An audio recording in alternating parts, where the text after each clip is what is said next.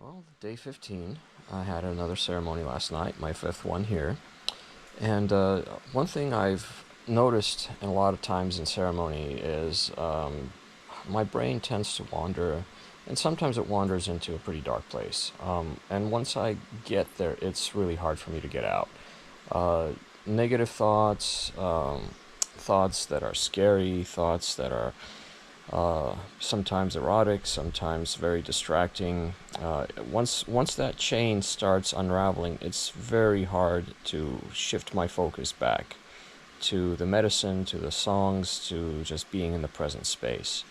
One thing that helped, however, last night was my master plant. I did not realize it or expect it, but as the medicine was starting to kind of take me under, my mind started going to a dark place where the thoughts get progressively deeper and darker and more negative and fearful, and some where normally I would end up just kind of spiraling into that vortex of negativity. This time I asked my plant for help, Aho Sacha, and it showed up for me, which was really cool. It showed up in a very bright, vibrant green leaves that kind of just obscured all of my dark thoughts. And they disappeared.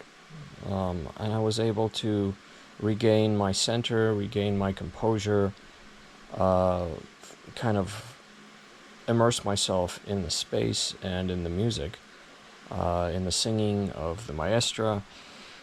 And wonderfully enough, it wasn't just a one-time fluke. The thoughts tried to come back later in ceremony, and once again, Aho Sacha to the rescue. I asked it for help. It showed up in my Mariacion. It spread its beautiful big green leaves over these dark thoughts and obscured them. Once again, they disappeared, and I was able to return to the present state. And the third time, it didn't even require me asking for help. As soon as my dark thoughts showed up, there was Aho Sacha just keeping them in check. So, wonderful experience with my master plant. The people here are telling me that I'm doing a really good job of keeping my dieta.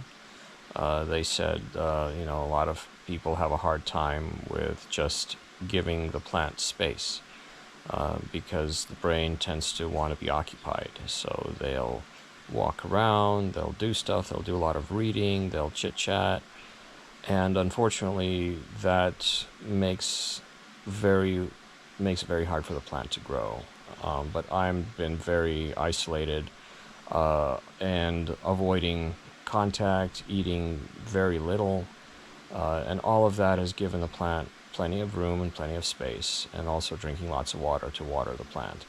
So yeah, I've been told I'm doing a really good job, and last night I saw it. So how is this carry over into positive change in the daily life? Well, the belief is that the stronger the plant grows, the more I bond with it, the more useful of an ally or friend it becomes. So while in ceremony I can use it to clear my mind and refocus myself on the experience of the ceremony and the healing, at some point when it gets powerful enough and strong enough and rooted enough, it becomes a tool that I can use in my daily life.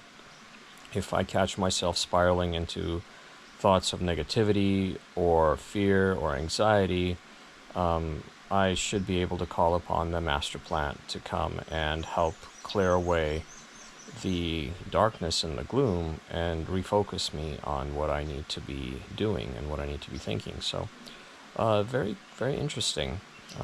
And I definitely see a certain wisdom in the dieta, in the dieting with these master plants, because each one has a certain type of gift or power that it can give you, not just in ceremony, but in your daily life as well.